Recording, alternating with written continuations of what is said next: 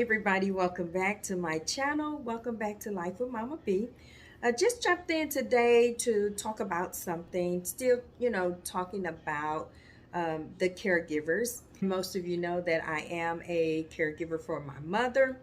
So if you hear, just mumbling, jumbling, or little TV, that's what that is. But today I wanted to come on and just talk about the mental status of a caregiver. Now, this video is just to bring awareness to and to give you some ideas and some encouragement of some things that you can do to savor your mental. I don't know, if everyone experiences this, especially when you're the caregiver for a dementia patient. It's like, oh my God, as you're going along at first, especially especially when the process first started, it's like you're wondering if you have dementia because it's like you can't remember anything. Just a whole bunch of stuff. Don't worry, that's not it. Just, frustration, anxiety, and trying to get your pattern straight. All of that with all of the things that you're doing.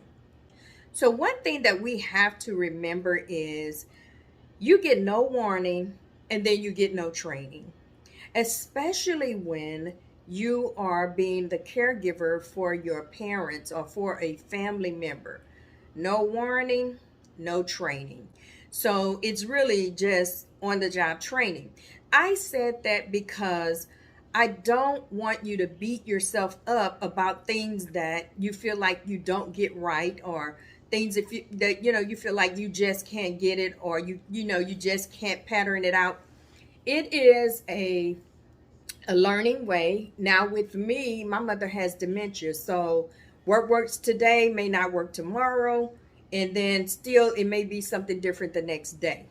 So you have to be, just kind of relax, let wisdom guide you, and just, one day at a time. Only thing that you can plan in a day is meals, bathing, those type of things. But, just reacting to their actions, you almost cannot plan that from day to day. So that's okay.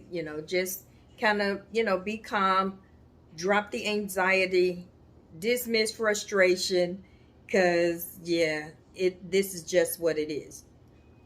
But sooner or later you will, get the hang of it. You'll get some ideas. You'll see some things that you can duplicate. You'll learn some new ways to get them to do things. All of that is going to come, I promise you. I've been doing this for a few years now, and that's just what it is. But I just wanted to look at some things, and you all will probably be able to identify with some of the things that I'm going to say here. The first thing is you have no one to share your true emotional feelings with.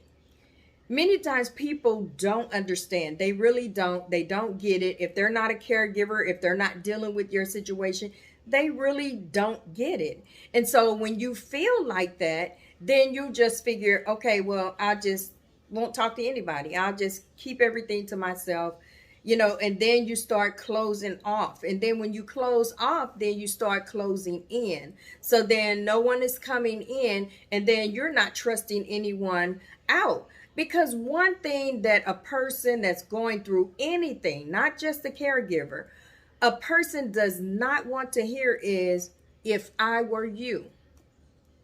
If you're not in that situation, that doesn't work, because everything doesn't work for everybody. Many times we just want an ear, just someone to listen to us just rant and rave and go on, because we have to have an outlet.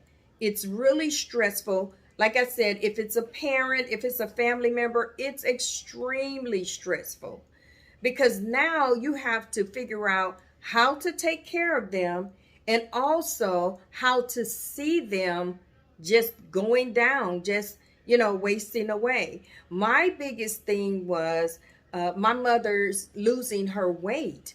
And it was, just really speedily, over a couple of months, She went from wearing a size 18 down to a size 8. And then, still going down. So that was just kind of hard to see, all kind of thoughts go through your mind. I'm telling you, it's a day to day challenge. And so mentally, we have to do something with those things. We have to have some, just like we have day to day things that we do with them, we have to have some day to day mental detox cleanse. Now, I did a video on, a mental cleanse. Go back and look at that video. It is some things that can help you. And then I'm going to share some things that I use and I tried that helped me also. Another thing that, a caregiver struggles with is going to see somebody, a professional counselor. We don't like to do that because I've heard many people say, oh, no, I'm not crazy.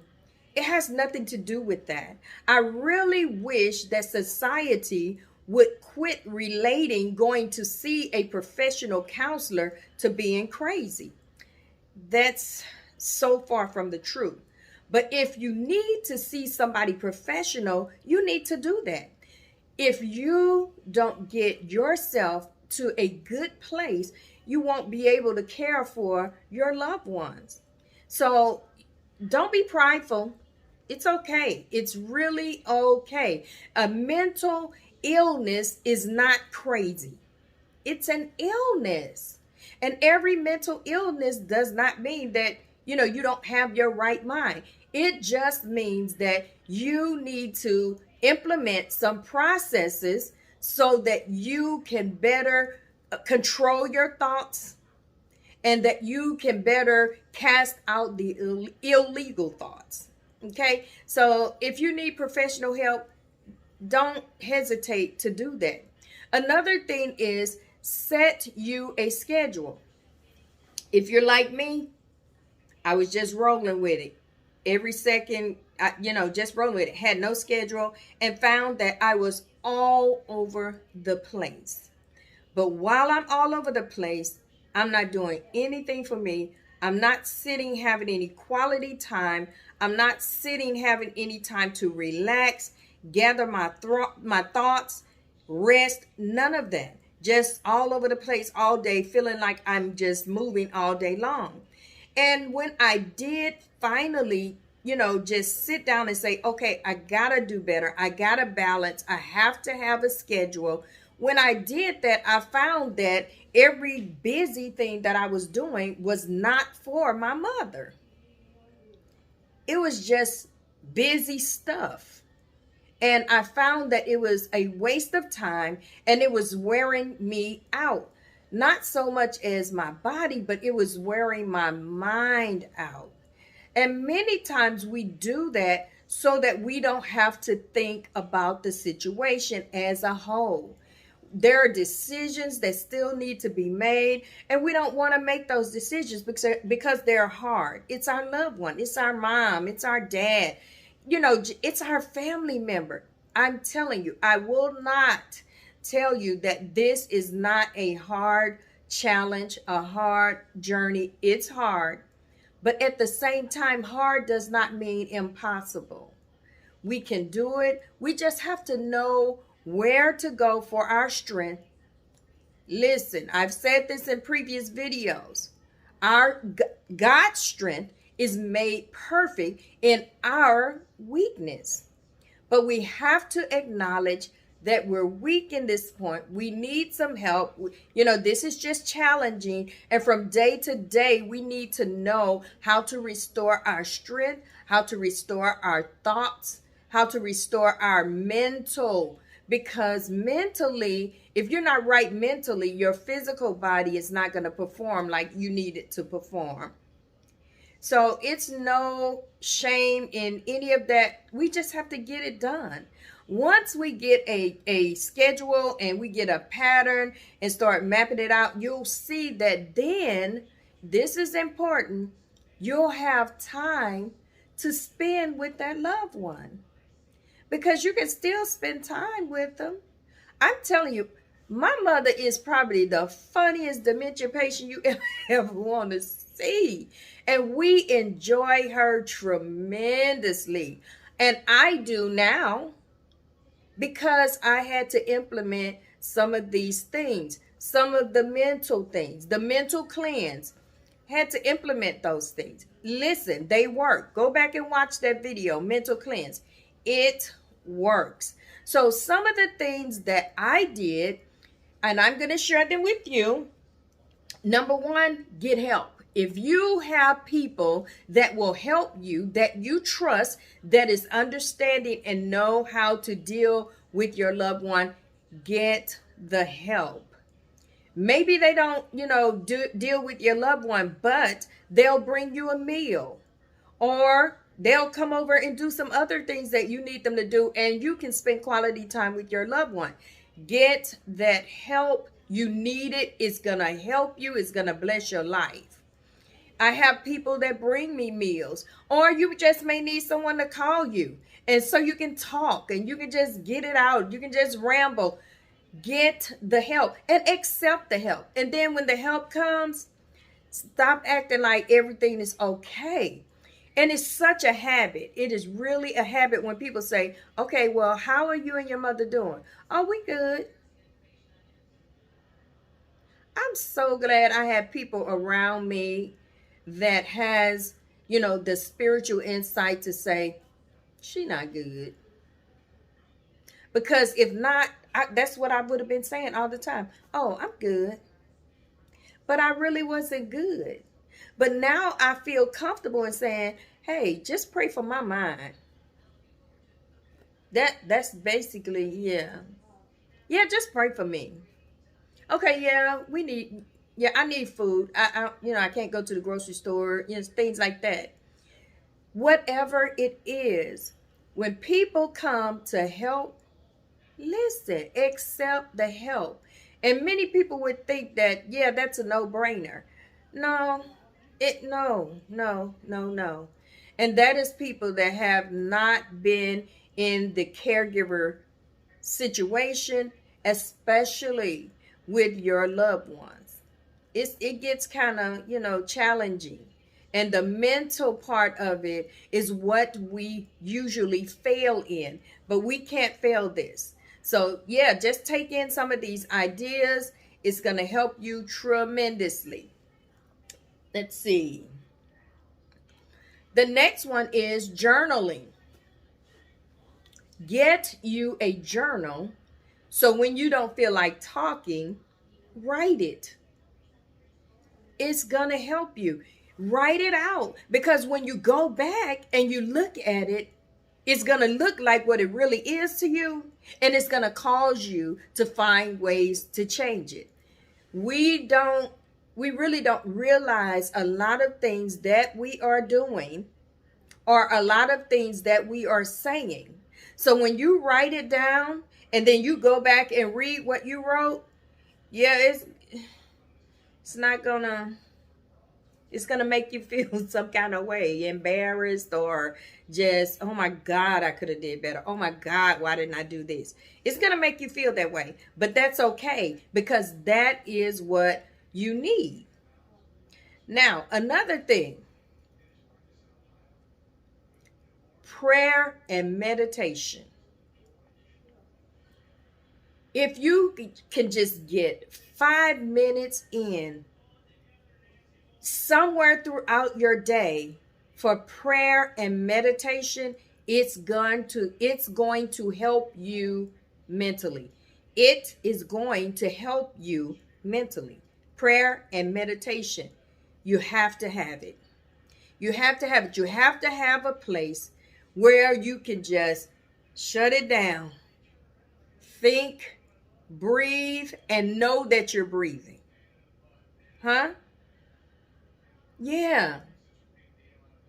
Just calm down and get your thoughts in order.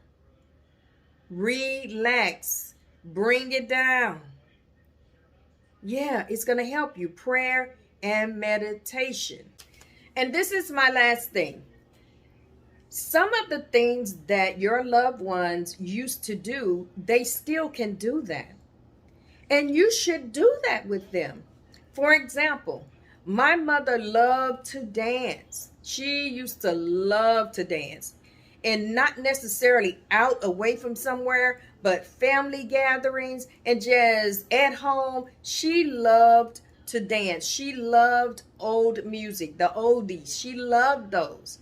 And so now she still, loved those. And so if I put that music on, one thing that I found was it calms her a lot of times. So if she's just kind of all over the place, reaching and grabbing and doing this and doing that, and just, yeah, I can put on the music, and my mother loves that. It just like calms her. She'll sit there and she'll bob, she'll clap her hands. The music calms her. Worship music calms her. She'll sit there and listen to that music. So it is some things that they used to do that they still can enjoy. And that gives you some time to have time for yourself. When I put that music on and mom is sitting there kind of calm, I can kind of sit back and journal and write, or just sit back and relax or laugh or dance with her. And we have a ball, and it's so funny because it's just not like it used to be. And then when I laugh, she'll laugh. I mean, it is so great. Listen, guys, all caregivers, those of you that are assistant caregivers, if you know a caregiver, yes, you have to be all right so that you can continue to take care of those that have been placed into your care to take care of. I'm telling you, it's gonna be great. And I'm gonna say this, everything is going to be all right. Yes, it is. It's going to be all right. Get that in your mind. Whatever the outcome is going to be for your good, and it's going to be for their good. If you start getting your thoughts together, I'm telling you, you're going to enjoy what you are doing. I thank God every day for the grace to be able to care for my mother. Like I told you all before, I care for my mother and I have a full-time job that I have to do at the same time most times. But I'm telling you, when you have that grace, when you are journaling, when you have that prayer and meditation time, it alleviates frustration, anxiety, all of those characteristics of fear. Hey, it casts all of those things out. And if you just want to know some more characteristics of fear, go back and look at my video on fear. It's going to help you. It's going to bless you. I pray that this gives you some encouragement, gives you some tips and ideas to make your day better as a caregiver. So listen, I am so glad that you stopped and watched this video today because it is going to bless your life. Just know I am over here praying for every caregiver in the nation. I understand and I know what your challenges are and how your journey is, but I'm telling you, it's going to be all right. If you are watching this video and you have not subscribed to my channel, go ahead and subscribe to this channel. It's going to bless your life. My whole method of this channel is to encourage you, uplift you, enlighten you in every way possible. Go ahead and thumbs up the video and hit that notification bell so that when I put out another video, you will get that notification. I'm coming back with some more videos. The next video, we're going to talk about hope. And that's going to bless your life, whether you're a caregiver or not. But we're going to talk about hope and give us some encouragement to just continue. This life is so many things going on across the nation now. So we need to be able to encourage ourselves with the information that we have to keep in a place of peace and understand that those things that are going on outside of us, it should not disturb your peace, because you have to know where peace comes from. I have a video on that, the peace in me. Go back and watch that video, and I'll see you guys in the next video. Love you so much. Love you to life with Mama B. Have a great day. Mwah.